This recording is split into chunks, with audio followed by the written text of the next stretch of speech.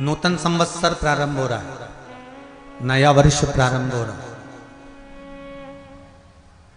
2 तारीख नया संवत्सर नया वर्ष प्रारंभ हो रहा है। एक नियम बना लो कि हमारे शरीर को, क्योंकि दिन भर हम दुकान पे बैठे रहते हैं, नौकरी में लगे रहते हैं, सर्विस में लगे रहते हैं। अगर मुंबई, पूना, चेन्नई, मद्रास आदि अधिक बड़ी बड़ी सिटियों में लोग रहते हैं तो उनको ऑफिस जाना पड़ता है। सवेरे से जल्दी उठते हैं, काम करते हैं, दिन भर ऑफिस में लगे रहते हैं। व्यापार करने वाला व्यक्ति व्यापार करता रहता है, नौकरी करने वाला व्यक्ति नौकरी करता रहता है, धंधा करने वाला व्यक्ति धंधा करता रहता है, ठेला चलाने वाला, गाड़ी चलाने वाला गाड़ी चलाता रहता है। घर की माताओं को एक नियम नए संवत्सर से चालू कर देना चाहिए। क्या नियम? क्योंकि जान है तो जहान है। बोलो सही है कि गलत है? शरीर में रोग आ गया, बीमारी आ गई और तुमने 5 लाख रुपए महीना भी कमाया, मान लो, एक सरल भाषा में समझ लो, 5 लाख रुपए महीना तुम कमा रहे हो, 4 लाख रुपए महीना तुम कमा रहे हो और शरीर में बीमारी आ गई। अब वो 5 लाख रुपए तुम्हारे कमाए हुए किसी काम के हैं क्या? हॉस्पिटल में जाओगे, दवाई में, गोली में, जांचों में वो समाप्त तो होते चले जाएगा। तुमने कमाया किसके लिए था? अपने बच्चों के लिए। मेहनत किसके लिए करी? अपने बच्चों के लिए। परिश्रम किसके लिए करा? आगे बढ़ने के लिए। और मालूम पड़ा कि तुम बीमार पड़ गए, जितना तुमने कमा कर जोड़ा था वो सब तुम्हारी बीमारी में लग गया। तो ऐसा कमाना कोई फायदे का है क्या? कमाओ, दिल से कमाओ, जितनी तुम्हारी कैपेसिटी है उससे दुगना कमाओ, पर उसके साथ एक काम चालू करो कि तुम अंतिम क्षण तक, जब मौत तुम्हारे दरवाजे पर आए, तुम्हारी उम्र जब पूरी हो, तब तक भी तुम बीमार नहीं पड़ो। उसके लिए एक काम चालू कर दो कि नए साल से हमें तांबे के लोटे में पानी भरना है, सिर से 8 इंच ऊपर रखना है, सूर्य को अर्घ देना है और जो पानी नीचे गिरेगा उस पानी में से सूर्य का दर्शन करना है। वो पानी जब हमारे शरीर के इस हृदय रेखा के सम्मुख से, इस कपाल रेखा के बीच में से, मध्य से उस पानी की धार जब सूर्य की किरण देगा तो हमारे शरीर में कोई बड़ी बीमारी, ना कैंसर, ना लीवर, ना किडनी, कोई अटैक पटैक आ ही नहीं सकती। मेरा बच्चों से भी निवेदन है कि आप अपने पापा से कहो, आप अपनी मम्मी से कहो, और बड़ों से निवेदन है वो अपने बच्चों से कहो।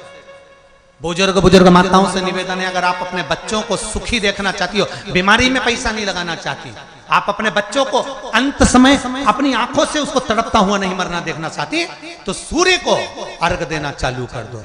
क्योंकि सूर्य की किरण जल के साथ जब इस शरीर पर पड़ती है तो शरीर में कोई बीमारी टिक ही नहीं सकती। ये श्रीमद् शिव महापुराण की कथा कह रही है।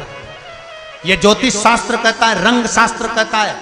हमारे जितने ज्योतिष शास्त्र हैं, रंग शास्त्र हैं, नग बताते हैं, मोती बताते हैं, नीलम बताते हैं, पन्ना बताते हैं, ये सब क्या पहनाते हैं? रंग का क्यों पहनाते हैं? क्योंकि रंग का इफेक्ट इस शरीर पर पड़ता है। कपड़े कौन से कलर के पहन रहा है उसका इफेक्ट इस शरीर पर पड़ता है।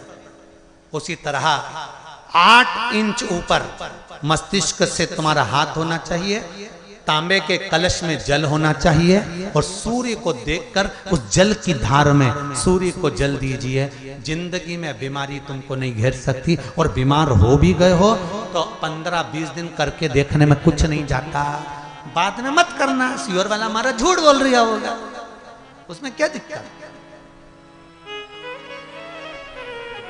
क्यों कह रहे हैं, क्यों बोल रहे हैं? उसका एक कारण है, आज के समय में लोग 80 साल और 90 साल के होकर नहीं जा रहे भाई। आज के समय में लोग अटैक आता है, बीमारी आती है, कैंसर हो गया, शुगर हो गई, बीपी हो गया, 60, 70, 75, 55, 40 में लोगों के प्राण छूट जा रहे हैं। अगर ये पूरी पृथ्वी युवानों से जवानों से अगर विहीन हो जाएगी तो किस काम की? तुम्हारा कमाया गया धन किस काम का हो? कौन कौन ले रहा है नियम आज से? 2 तारीख से नियम बना लो कि नूतन वर्ष से 1 तांबे का लोटा जल सूर्य नारायण को अर्घ देना है हमको प्रतिदिन। घर का चाहे छोटा हो चाहे बड़ा हो, जिस बच्चे को रोज बुखार आता हो, निमोनिया हो रहा हो, जिसका लीवर किडनी डैमेज हो गया हो, वो नियम बना लो 15 दिन के अंदर 20 दिन के अंदर डायलिसिस में अंतर आ जाएगा तुम्हारे। तुम कर तो देखो, इस प्रभाव करो। बनाओ नियम।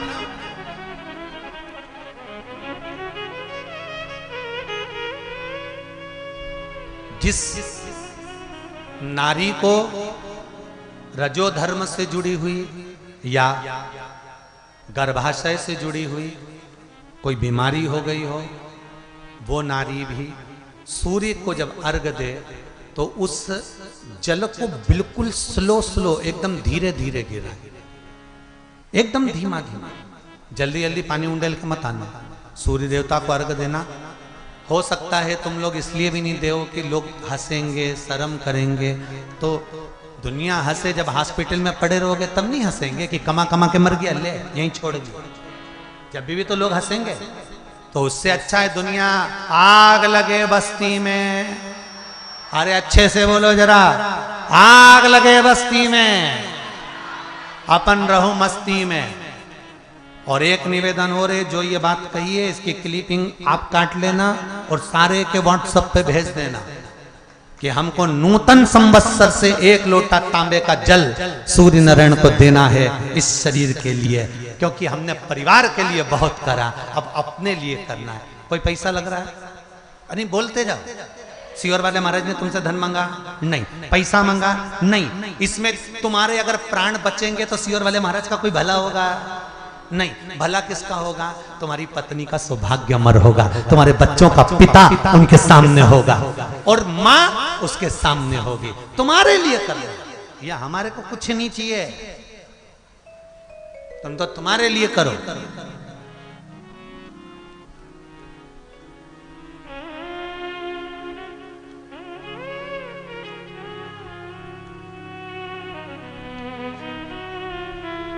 रावण को अहंकार आ गया, गया अहंकार रावण का, अभिमान चले गया रावण। ब्रह्मा जी को भी अहंकार आ गया कि यह सृष्टि मैंने बनाई, मैंने निर्मित की।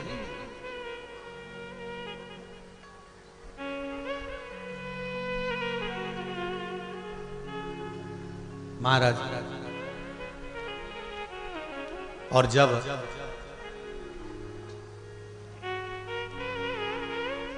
आया समय रावण की अभिमत्ता, रावण ने एक बात कही, अगर मैं नर्मदा का जल उठाकर अगर शिवलिंग पर चढ़ा देता तो क्या मैं सहस्त्र बाहु के बंधन में नहीं पड़ता? भगवान शंकर कहते हैं, सुनो लंकाधिपति लंकेश, मनुष्य मानव की देह धारण करने वाला ये साधारण सा मानव जब अपने घर से 1 लोटा जल लेकर शिवलिंग तक पहुंचता है, आपके घर से मंदिर कितनी दूर होगा? जितने लोग आए हो कथा सुनने के लिए, ज्यादा से ज्यादा थोड़ी 200 मीटर की दूरी पर, 300 मीटर, 500 मीटर, और ज्यादा होगा तो आधा किलोमीटर। जब 1 लोटा जल लेकर सांसारिक मनुष्य शिव के दरवाजे पर जाता है, शिव महापुराण की कथा करें, उसके ऊपर वो जितने कदम चलकर शंकर के दरवाजे पर पहुंचता है, उतने ही कदम काल, दुख, तकलीफ, कष्ट, जितने कदम चलकर वो शिव मंदिर तक गया है, उतने कदम दुख और तकलीफ और काल दूर हट जाता है, जितने कदम चलकर हम शिव के दरवाजे पर।